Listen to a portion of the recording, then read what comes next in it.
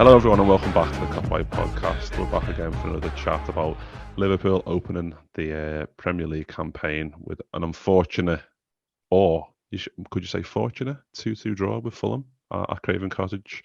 I'm Mick. I'm joined by Jay Pearson once again. Jay, how are we doing? Really good, mate, because I'm talking to you and Christian, so I'm happy. It's like a therapy session all over again.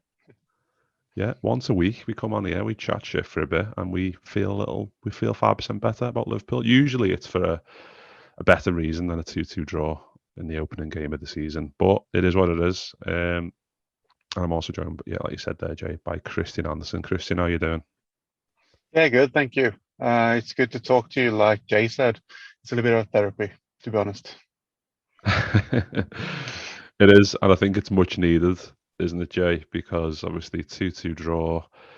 I mean, let's just dive straight into it. Like, team that was picked, it was one of them. Like, I expected it. I expected Firmino to start. I obviously expected Matip to start because Konate got injured. I expected the midfield because we played so well against City with pretty much the same team. Yeah. Was you maybe looking at it going, we could throw someone else in here and it would make it a little bit more attacking, like a Harvey earlier? Or was you kind of just like, yeah, that's the team that's going to get us the 3 points? Yeah, the same as you, mate. That was the team I expected. That was the team that I wanted. You know, I wasn't asked whether it was Firmino or Nunez because I thought either player would do a good job, and we have enough quality to beat Fulham. Obviously, we were wrong. There's a lot of things that we need to go through anyway with it, but I was perfectly confident with that lineup. I had no issues with it whatsoever. Yeah, and Christian, same question to you. Really, do you think we could have went a bit bolder earlier? I know, obviously, we can. It's all perfectly well saying that now because we know what happened and we know the changes that were made. That made the changes in the system and the changes in personnel that made us get back in the game. But I think we all expected that 11, didn't we? That we expected that one. Yeah, after the Man City game, I thought that, I was looking at wishing Nunez to play. I know I said so when we talked ahead of the game, but I was quite confident that Klopp would start with Firmino because it's, a go-to man in those kind of games, and Nunez is new. So the team was like what I expected to be starting, so no problems for me. Yeah, and I think these type of stats, I just want to hit you with the stat, Jay. You know, I'm all about the stat shit. Before we get into the game, 6 players aged 30 or older started for Liverpool against Fulham, which is the first time that has happened in a Premier League game for the Reds since February 1994. Wow. Think about that one. Hell. I feel quite better about myself being 36 years of age, mate, knowing that, a lot of people in their 30s are playing professional football. I don't feel so old. Mate, yeah, it's a massive eye-opener, that, to be fair, in terms of what's going to happen over the next 5 to 10 years. So, yeah, good stat, that, mate. That's one of your best ones that you've had. I know, but then it's one of them that, Christian, that is only relevant because of the result, isn't it? Like that would hold no weight at all if we would have blitzed Fulham, or we would have maybe the penalty weren't given and we end up getting another goal. We end up scraping across the line and winning 2-1. It would go down as one of those games where you're like, well, that's what champions do. It's one of them, isn't it, like Christian? Exactly. Like you've got to. I don't know. You're damned if you do, damned if you don't. Like in terms of obviously playing that team, we expected it to do the job, but then obviously people start to pick holes in what it was and why we set up like that, and I think it's just one of those things, isn't it? Exactly. I think if we would have come away with 3 points and we didn't play well, we would have said that's like you said, like champions do. We don't play well, but we get 3 points. We could have done, Henderson hit the crossbar. It's just, margins. But in the end of the day, when you're talking about, the age of the players as well, it's a new era nowadays. They train in a different way. They keep in shape for so much longer. You can look at, Cristiano Ronaldo and Salah coming up to age as well, even if he's like 4 or 5 years younger than Cristiano Ronaldo, but his fitness is unbelievable, and he would probably stay, in that shape for another 3-4 years and could probably keep on playing until he's in his 30, 35, 36. So when players come to age nowadays, it's not the same if they haven't been having loads of injuries, obviously, when they were younger or during their career. So I'm not that concerned when you look at some players, because you think nowadays they can play so much longer than they did like 10, 15 years back. But yeah, like you said as well, I think if we would have come away with 3 points, it would have been like, yeah, get in, because we, played shit and we didn't deserve it, but we got it. But now people look at, excuses to just, say that we, there might be some say, about Henderson not playing well, but for example, but I think the whole team was, really sloppy from the start. We were not on it, and Fulham were on it straight away. I just felt we didn't get in, up to speed like we usually do, like we did against Man City. We didn't pass the ball well. Everything just felt like it was in slow motion. So nothing really clicked from the start, and that punished us, in the end. Yeah, and that's exactly what we were just saying, Jay, wasn't it, before we started recording? Like, you could tell, I think like first 10, 15 minutes, you can kind of get a gauge of how a game's going, and we just didn't get going, did we? Obviously, Fulham, credit to Fulham, they just pressed us really, really high, and it's one of them. We didn't really have an out ball, albeit like like Diaz was obviously a threat and whatever throughout the game, but we just didn't click, and they were pressing and winning. We were having throw-ins deep in our half, and we just couldn't. We were just boxed in. Albeit, I think we had quite a lot of possession that first half. I think we had 73, I think, at half time. But that first half, it didn't feel like that, because what we were doing with the ball was basically not that much. Albeit we could have scored 1 or 2, but in terms of what you expect from a Liverpool team in the first game of the season, it wasn't good enough from the beginning, was it? No, it reminds me of Leeds a couple of years ago. Do you remember COVID year? Our first game as champions, that felt the same, where we were playing a newly promoted team, bit of life in them because they've been promoted into a fresh league. I mean, I know it's not Fulham's first time in the Premier League, but you've got the whole fans are right up for it. It's at their ground, and their players who want to make a statement and stuff like that. And Leeds almost did that at Anfield. So it reminded me a lot of that. But again, you look at the quality that Liverpool have got. Fulham should have caused them zero problems whatsoever. So God knows what's going on in it. So the team get no sympathy from me whatsoever, apart from, no, I can't even do it. No, you should be beating Fulham without a doubt. And it's these types of games where we look back on last year and go, yeah, we drew that game and we shouldn't have drawn it. Or, this is definitely 2 points. Sorry, this is definitely a point gained rather than 2 lost. 100% it's that way, because we were shit at the end of the day. And like you said, mate, full credit to Fulham. Fantastic performance from them. But I don't want this to bite us in the arse already. City won on Sunday, and they're already points ahead of us, and it's not what you want after game one. A lot can go ahead, don't get me wrong, and a lot of things will change over the next 37 games. But yeah, it's so disappointing to start the season that way, because we're a lot better than that, and a lot of players on Saturday really need to give the Reds a little bit of a wobble, because it was shocking. Yeah, and I think it's one of them, like, 37 games to go, but as a platform, as a springboard, the first game of the season should be right. This is what we mean business.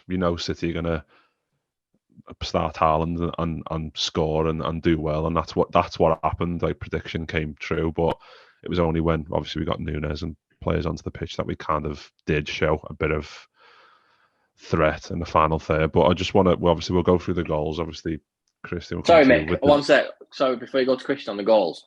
On the flip side of it, looking at it more positive light, I'd rather that game at Craven Cottage happen in week 1 rather than fucking week 37. Do you know what I mean? Yeah. Or week 36, where it's like, for God's sake, we have more than enough time to put that right. That is like, shake it off. Fucking, there'll be a bollocking after the game, which we won't have seen. There'll be a bollocking in training all week. That will probably not happen again for a long time. So there's positives. Get out your system now. They've worked it out that you do need to start Nunez now and be a pain in the ass every single week now. He needs those games. So yeah, there's positives to it, mate. But sorry, go on, carry on with the goals. No, I was kind of going into that, like, in terms of, you can look at it like it's a bad start, but you can also look at it like that will be literally, Klopp will say the rest of the season, don't ever let it get as bad as Fulham. Like, it's one of them, like, use that as a marker. as like a blueprint to don't be that shit again, and you'll be all Mm. right, basically. But yeah, first half an hour weren't great, and then obviously Mitrovic gets the goal in, and they get the lead. Christian obviously break, good ball by Tete into the box. Wins it over Trent's head, which is, there's a few question marks about not just Trent, but the question marks about Alisson and I suppose the midfield as well, in terms of not maybe stopping that bit of play earlier in terms of the overlap. And then obviously Robbo can't then make it back to stop the cross. Trent getting beat in the air, which is it to be expected against Mitrovic because he's a beast. But then Alisson maybe not saving it, and it's kind of a bit of a comedy of errors, I suppose, in comparison to what Liverpool are usually like, I suppose, because obviously we expect such high things, and the fact that we made quite a few errors in a row there, it's not like Liverpool, is it? And that's kind of what hurts the most a little bit, I suppose. Yeah, it was kind of the signs of the day, if you like, because we didn't play well from the start. It just felt like they had a few crosses into the box that felt dangerous, and we knew they obviously played Mitrovic up front, and he's a big lad. So when that cross came in first, I thought, well, it's it's overhit. It will go out or whatever. But then he pops up there, and some people blame Trent for bad defending. He could do a little bit better, but it's hard to get that kind of, have a big guy jumping up in the back of you and then, expect him to actually be able to stand his ground. It's tough to defend that kind of thing. And then Alisson, like you say, we should be probably there, maybe saving it, but it's one of them days where it won't work. And we could, like you said, Klopp can use that again to say you don't do them kind of mistakes again in the same way. We have to be on our toes and don't defend like that, or we have to play better. And that's more of a whole team thing, I guess, as well. But it just felt like it was one of them days where nothing really goes our way, and we couldn't just expect it to happen in that way. We had to work hard for it. But like you mentioned, Nunez came on, and there was a game changer in that way. Yeah, and I think from that moment, obviously, JD went 1-0 up. We had Diaz goal disallowed, where a good little bit of play. Firmino doesn't either needs to shoot or play the ball quicker, and he does kind of none of those things. Good goal by Diaz, to be fair. Hell of a finish.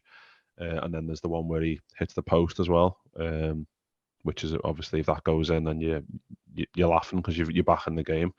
But it was obviously 1-0 at half time, and I think it was one of those things that we thought going into half time, 1-0 down, you're thinking Liverpool are going to come out with a rocket up their arse, and I think that's kind of what everyone expected, but it just didn't happen, did it? And like Christian said, it was just I don't know, it was just lingering on into the second half, and I think that was the most frustrating thing, and I think Klopp would have been even more fucking fuming. Yeah, definitely, mate. He'd be just as fuming as much as what we are, if not more so, after what he probably said to them at half time and stuff. And again, you just don't know what's going on with what the mindset was. It's opening game of the season, and how well they played against City. You don't understand it. I couldn't grasp it. But again, like you said, mate, from the first 5 to 10 minutes, you just knew the second half was just going to go exactly the same as the first, and it was written in it like, yeah, we'll be lucky to get a draw here, because you look at when City go behind and the way they play football and they come straight back out, they don't go behind too often, but when they do, you always feel like they are going to get a result at the end of it. You can always feel like they're going to, whereas most of the time we don't have that. It's quite frustrating. But yeah, the longer the game went on, mate, the more I was thinking, Jesus Christ, we get a freaking goal here. I was feeling when the first half was over, and I obviously know that Klopp will go in and tell them off for being lazy, sloppy, or whatever. Then I thought Fulham won't be able to maintain this intensity, and we will come out and just go into the game, score a goal, and then we will win it, because that's how I felt in the in half time, that Klopp won't take this. He would just tell them to go out and just do their thing, and that Fulham won't be able to do it. But I thought, like you said there, that when we came out, we were still as sloppy as it's like in the first half. Fulham was on us again straight from the start. So it felt like one of them games there when we couldn't change anything really, and nothing did change until obviously Nunez came on. Yeah, I think that's the most disappointing thing, because you expected Liverpool to come out and go, right, we can't play this badly in the first game of the season and just kind of expect it and get on with it and get beat by Fulham, especially. I mean, Fulham played well, but it was a mixture of Fulham being really good and Liverpool just being very, very shit on the day. It's not that something that we expect from a Liverpool side. But like I said before, I had a look at the first half stat. I think we had one shot on target, one shot off target. Oh, sorry, Fulham had one shot on target and one shot off, and obviously got one goal. We had no shots on target and 2 off target, but we had like 70% possession, which I don't think that feels like we did. I mean, we did, obviously, but do you know what I mean? Like it doesn't feel like, because we didn't do anything Liverpool-like with the ball. I think that's kind of what the most frustrating thing is. And then obviously halftime comes and goes. Thiago then gets injured, I think on the 50, just after halftime, pretty much first 5 minutes. We don't know how bad that injury is at this moment, but I think it's going to be it could be between 4 weeks and 10 weeks, I suppose, depending on the grade of the injury. So either way, well, if you think about it, the way he's been, like he was injured towards the end of the season, and he was having injections, wasn't he, to make sure he was fit. You know, he was touch and go for the Champions League final. We were lucky that like to have him in the game at all in Champions League final. And we've known about his injury record before we signed him, and obviously we experienced it in his first couple of years anyway with the club. He is our best midfielder by far, and he's a joy to watch when he's on that pitch. And we play a lot better when Thiago is playing, because I think a lot of the games that we dropped points in last year, he wasn't playing in them. If I'm right or wrong, someone will probably correct me on that. But it just shows how important he is. But unfortunately, you can't build a team around him because of the injuries and because of his age. Unfortunately, that's just what we've got to look at. It's like having, I don't know, a luxury or something like that. You know, you've got your bread and butter, but then you want to move up, you want to upgrade to something else. It's like when your mum used to say to you as a kid, right, you can have them rocket lollies, but you can't have the cornettos. The cornettos are a luxury. You can only have them at certain points. Have a rocket lolly instead. Do you know what I mean? So when you said mum can have a lolly ice and they go, you have a rocket lolly. Oh, I want a cornetto. They're a luxury, right? Thiago's a luxury at the end of the day, and we're very, very lucky to have him. I just think with this injury now, we really, really need to go back into the market 100%. But that might be a later conversation. Yeah, I think it's one of them, like Klopp said, if we get any outgoings or injuries, he'll go back into the market. And I think we probably should have before then. Obviously, he's banking on people staying fit, and we know with Thiago how good he is, he doesn't stay fit. So it's one of them, like you're dicing with danger in a way. And then obviously, if you've got Harvey earlier, Curtis Jones would have been in the equation, but he's now injured as well. Naby Keita weren't in the squad because he was ill. So you've got a lot of, obviously, Oxlade-Chamberlain. I haven't even touched on him. Ill because he's injured. I don't think he was ill. Me, honestly, with Naby, I don't think he was ill. I think there's something else going on. Oh, really? I'll be honest. I really think there's something else going on. I think there's a bit of unrest. All right. I really do. He said he was ill, didn't he? But he didn't say it's not COVID. He just said he was ill, but it was kind of. Yeah, I mean, I think there's unrest.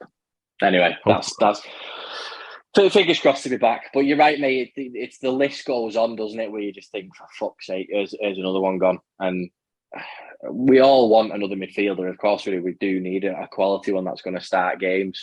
Where he starts, it's a different conversation. And I don't really want to get sucked into Henderson drama on this podcast. I really, really don't. If you want to bring it up, and we'll see what we say. But we do need to go back into that market, mate, before that transfer window closes. We need someone else, regardless, in my opinion. Yeah. Hendo, one of them, didn't play well, but the team didn't. And it's one of them, and Hendo plays badly, it's his fault. If someone else plays badly, like Van Dijk was shit. Like let's have it out there. We had like 5, maybe 4 or 5 like players that you can rely on having bad games, and that you don't win footy matches. It's literally as cliche as that.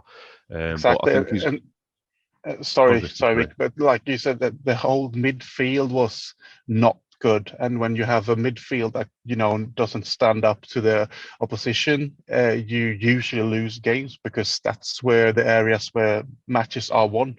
If you have a midfield that directs the game like Thiago does, you got Henderson with his energy, you got Fabinho protecting the defensive line and all that, winning the balls, we can counter-attack, whatever, then you usually go and win games. But against Fulham, no one were there. Like, they were on us in the midfield all the time, and that was the problem. And obviously Van Dijk, Matip wasn't that good. Matip was really slow in some situations where he got the ball and he had a missed touch, and he tried to recover it, and I thought, well, he looks like he's aged like 5 years in 1 year.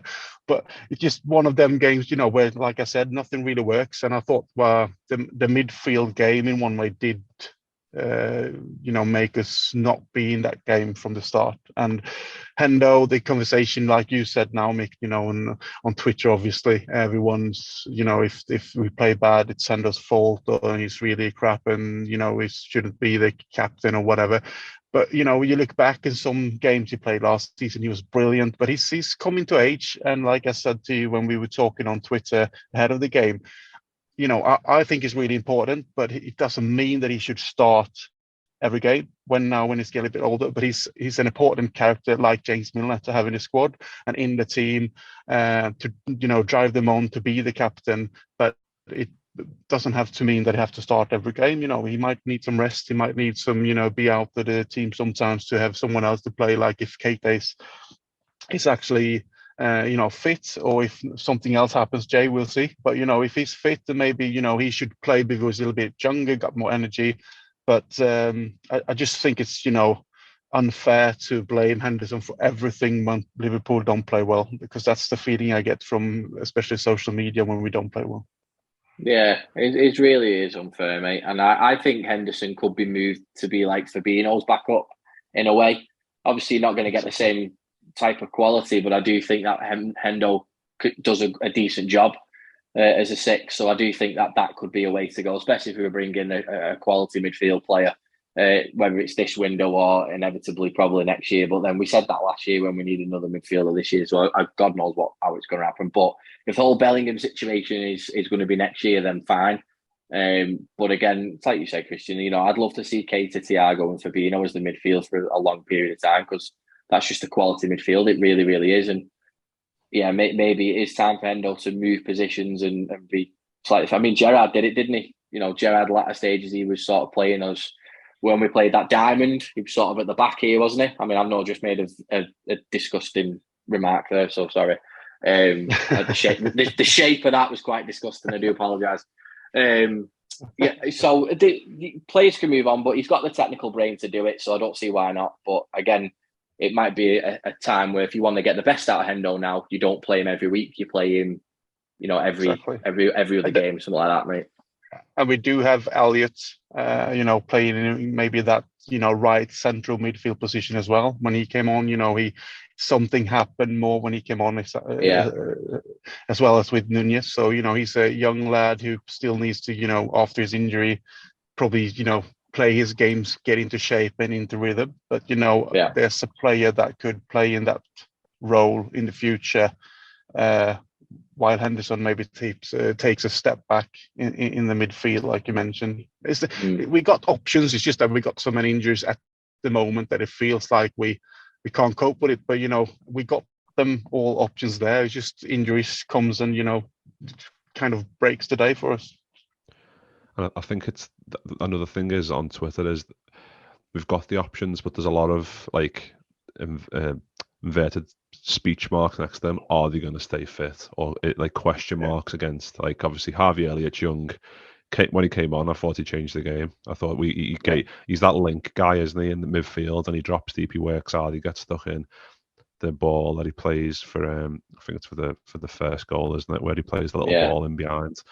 Little things like that where you're like, that's something that you need in a game like this. You need that link man in midfield who's going to get up there and support Salah, because first half, I was saying before, Diaz was one of the better players if there was any first half. Second half, once we got Elliott onto the field, We got Trent a bit higher up. We got Elliott and Salah as a little triangle, which we know when that works, it works very well, and that kind of helped us that second half. But with Hendo, with the midfield, it needs to. I agree with you, Jay. I think Hendo needs to be a 6. I mean, maybe in certain games he can play as an 8, but I think as a 6 predominantly, and him and Fabinho can interchange. I mean, Hendo can still go 8 some games, but I think we need to pick and choose. Is what I'm saying in terms of what games he can do that, and then go from there. But I think it needs to be. I mean, I'm sure Klopp's they're obviously going to address it at some point because, like we said, 6 players over 30 in that starting 11. I mean, 2 of them. Well, Fabinho's 28, Hendo 31, and Thiago 31. So, I mean, Fabinho is getting to the point where, I mean, he's the best in the world, but he's getting older. So he's whatever pace he's got, that's not going to get any better as he get older. I mean, obviously it's all in the brain with Fabinho in terms of position and stuff. But I'm just going to waffle on about midfield, so I'll move on from that. We touched on Harvey Elliott came on, so Elliott comes on for Thiago, and then Nunez comes on for Firmino. And then obviously I think just after that Fabinho comes off, and 36-year-old James Milner comes onto the field and does really well. But it's 5 minutes after that Nunez gets the goal. He looked a threat straight away, didn't he, Jay? Like the ball, you were saying before about Matip Christian looking like he was like 45, but that ball that he plays into Milner plays a little chip ball around to Elliott then plays another little reverse ball around to Salah, and Salah runs through and then lays it on a play for Nunez, who scores like one of the nicest goals, and albeit like a little deflection and it comes off him. And he tried it just before then, didn't he? Like he had a chance, and maybe he should just scoop it with his right foot and the keeper saves it. He could have done that with the first one, but then obviously it comes off with the second one, and it was a good goal, and it was a nice way for him to get his first Prem goal winner. It was. It takes that pressure off him. I mean, the pressure was slightly off with the Community Shield because it shows that he can score in big-ish games. But for him to come off the bench and bag a goal is brilliant, and it sort of does answer that critic straight away. Because imagine if you don't, you arrive with that pressure, that amount of money. It's a case of you want to get off the mark pretty quickly, and he did that, and credit to him as well. We've all been there when Andy Carroll didn't score for a while, and we've all been there when Peter Crouch didn't score for a long time and stuff, and it can get to you. But then, when Crouchy did score his goal, you couldn't stop him scoring then. So this hopefully it'll be like that for Nunez. He's come in, got a goal in the first game that he plays, and he's been a credit to the side already. Yeah, and I think it's one of them that we were also talking about just before we started recording, Jay. Like he was an out ball instantly, and I think that's maybe something that we can look back on and go, in those type of games we need Nunez to start, because we need an out ball, especially against like aging defenders. Like Nunez is just going to have a field day. Like the pace and power that he's got in behind is ridiculous, so we need to be using that. And obviously we got back in the game with that, and then I think it's one of them, like you think, oh, now we've figured out the game, we've got Nunez onto the field, are we now going to go and get the 2-1 win and then like one of those, like we've won the sign of champions do have these type of games now and again, and we end up winning it. But 8 minutes later we concede again, and I think as good as Joel Matip was for the first goal, Christian, I think he turned back into his 45-year-old self for the second one, because he tries to play a similar ball and it gets cut out. And then obviously there's an instant ball over the top, and it's Mitrovic one-on-one with Van Dijk, and you're just thinking, Van Dijk's just going to shepherd him away and it'll be sound. And he kind of it was just a sign of the game that he kind of cuts inside to the place where Trent's just there anyway. So even if Van Dijk wouldn't have put his leg in to make the contact, whatever contact it was, obviously it wasn't that much, but Trent was there, and obviously the referee, they're not going to, once he's given it, they're not going to overturn that, and it's just one of them, isn't it? Like it was just a sign of the game and how shit it was, basically. Yeah, like you said, it's just one of them games, nothing goes our way, and I think it was a little bit soft. There's a contact there, obviously, but bit of it slinger with his foot. But I can't say that if it was Liverpool that could have had that penalty, I would have shouted penalty, every day. So I was more angry of the, like you said, situation where Matty plays the ball. Van Dijk is a little bit sloppy. Trent is there. No, it didn't work as we usually do. So it's one of them. They got the penalty. They scored, and I felt like, for fuck's sake, it's one of them games we're going to drop points here. But again, Nunez, like you said, we mentioned it before. He was a threat straight away when he came on, and I just love the way he puts himself in positions to score goals. Like the first opportunity that he had when he could have scored the first goal as he scored a second one. It's just proof that he, knows and reads the games that well. He knows into what kind of space he should be into to get the passes and be able to score goals. And I think that will be great going forward in other games that, he runs into space, he kind of runs away from defenders, and then he goes again in another direction, which, gets him a lot of, I wouldn't say a lot of time, but a little bit of time to, get in front of them as well, like he did for that goal. So with Nunez now, I think he should be a starter. And like you said, with the penalty, obviously, that happens. But then I think we just kept on playing the game quite, better, obviously, with the new players coming on. But I just still felt that we actually were going to lose the points. Yeah, and obviously it was 8 minutes after we scored, they scored. It was another 8 minutes that we scored again, and it was 80 minutes. We get to equaliser, and I think, nice ball over the top by Trent. I think Ream gets a little touch on it, and then Nunez, I think he's trying to control it. It falls, and Salah just puts it in the back of the net and continues his 6 Premier League opening days goals in a row. Which, I mean, it was already Mo Salah's record with 5, and he's broke it with 6. So ridiculous footballer, ridiculous player, but we just kind of didn't play to Salah's strengths in the first half, albeit second half we did. He gets the goal, Jay, and 10 minutes left. I wasn't ever thinking, I don't think anyway, I'd had a few pints at that point. I don't think I was ever thinking we're going to go and win this. I think I was kind of like 2-2, I'll take it.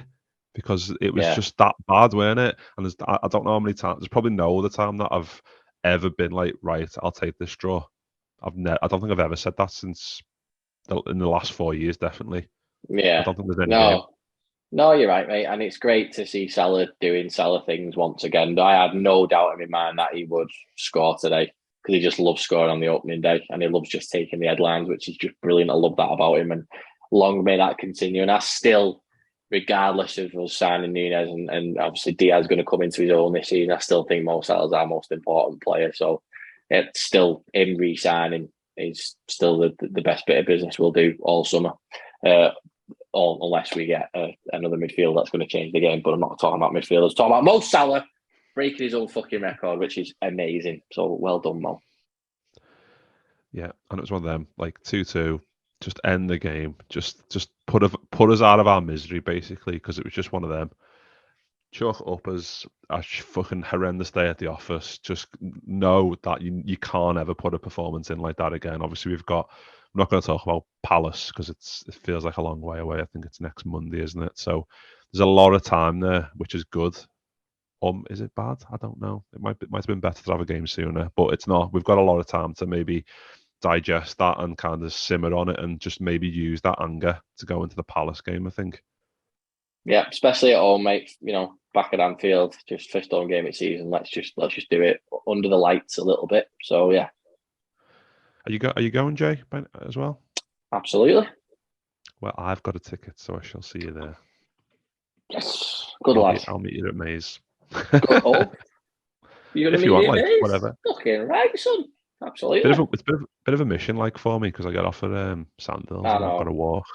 Unless I get one of those shitty scooters. Just make me jealous. Make me jealous. And I was just rubbing it in. Sorry, Mate. mate. Just rubbing it in, lad.